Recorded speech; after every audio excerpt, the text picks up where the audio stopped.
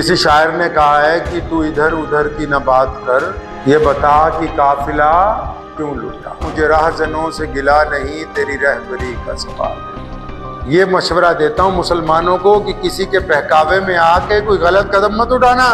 कानून बनते हैं, हमेशा बनते रहेंगे, बदलते रहेंगे।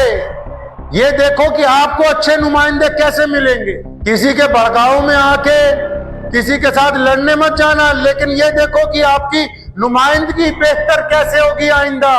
आप अपने में अच्छे लोगों को कब आगे लेके आएंगे जो आपकी बात हुकूमत के सामने रख सके।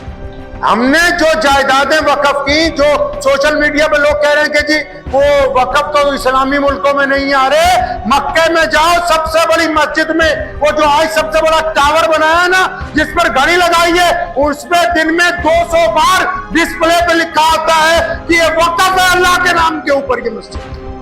उनमें जितने मुसलमान एमएलए हैं, चाहे वो आंध्रा के हों, चाहे वो बिहार के हों, चाहे वो अलग अलग सूबे को हो, उनमें से किसी तुम्हारे नुमाइंदे ने अपनी पार्टी से इस्तीफा नहीं दिया। ये नहीं कहा कि जी मैं इसके खिलाफ हूं। वो तो सारे अपनी जगह आराम से मिठाई खा रहे हैं और मुसलमानों को कह रहे हैं भी तुम धरने लगाने के लिए तैयार रहो। वक्फ बोर्ड जो मर्जी कानून पार्लियामेंट बनाए।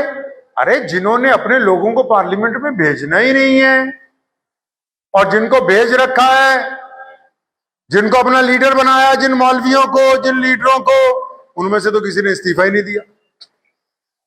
उनमें से तो कोई इस्तीफा दिया ही नहीं किसी ने। वो तो कह रहे जी धरना लगा। धरना लगाओ, धरने लगाने से क्या होगा। तुम ये क्यों नहीं कहते कि अपने लोगों को जिता के पार्लियामेंट में भेजो जो तुम्हारी बात करें हुकूमत के साथ बैठ के। उल्टा रास्ता बता रहे। फिर कहेंगे जी मौलवी साहब तो उनका तो काम है, मौलवियों के खिलाफ बोलना काम नहीं है, बददियानत लोगों के खिलाफ बोलना हमारी जिम्मेदारी है। पिछले 75 सालों में जितने सूबों के वक्फ बोर्ड हैं, बताओ किसी मुसलमान को उन्होंने लोन पर पैसे दिए बिना सूद के कि तुम कारोबार कर लो? किसी मुसलमान को घर बना के दिया गरीब को? किसी सूबे में मुसलमानों को अस्पताल बना के दिए, कॉलेज बना के दिए, कोई यूनिवर्सिटियां बनाई हैं?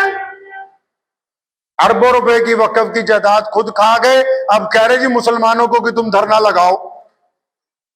धरना गरीब मुसलमान लगाएं, 5 स्टार होटलों में ये ठहरें।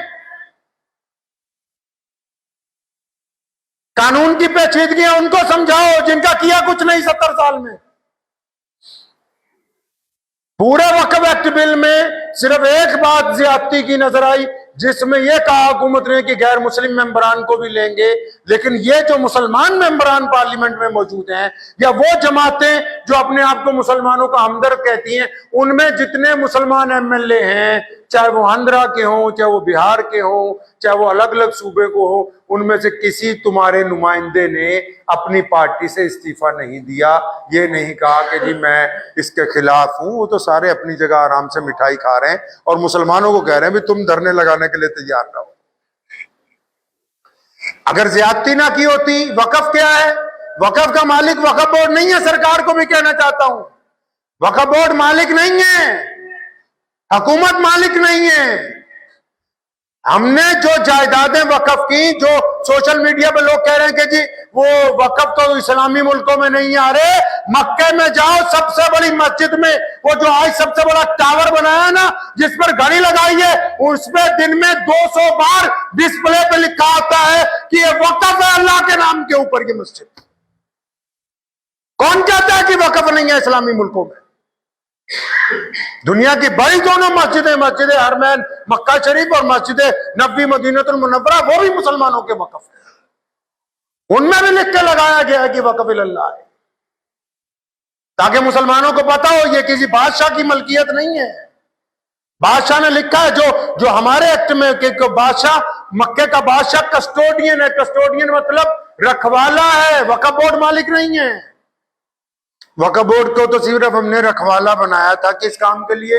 कि अल्लाह के नाम पे जो जायदादें दे दी हैं, इनसे जो किराया आएगा भाई, इनसे मस्जिदों में इमामों को तनख्वाह देना, इससे गरीब मुसलमानों को, मुसलमान बेवाओं को पेंशन देना, इससे कोई दवाखाने खोलना जिससे मुसलमान गैर मुस्लिम भी फायदा उठा ले, इससे कोई स्कूल और कॉलेज बनाना जिससे आम लोगों के बच्चे पढ़ लिख जाएं, इससे कोई गरीब लोगों को पैसे दे देना जिससे वो अपने घर की छत डाल लें। तो किसी वक्फ बोर्ड ने कुछ ऐसा तो किया नहीं है।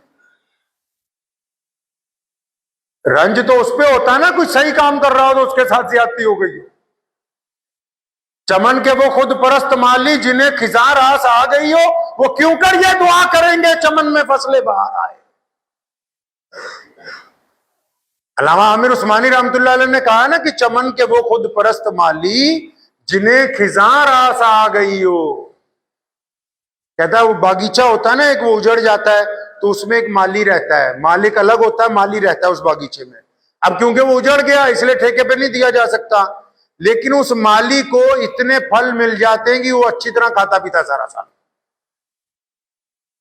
चमन के वो खुद परस्त माली जिन्हें खिजा रास आ गई हो, वो क्यों कर ये दुआ करेंगे चमन में फसले बाहर आए। वो कब चाहते हैं कि मुसलमान, ये मुसलमान नाम नेहाद लीडर और मौलवी, ये कब चाहते हैं कि मुसलमान तरक्की पसीर हो। इनको तो गरीब मुसलमान चाहिए, बगैर किसी वसाइल वाले मुसलमान चाहिए, जिनको ये कहें धरना लगाओ तो धरना लगाने के लिए चल पड़े, जिनको ये कहें कि 50 गज प्लाट देंगे तो लेने के लिए आ जाए। इनको तो गरीब मुसलमान चाहिए, इनको खुशहाल लोगों की तमन्ना नहीं है।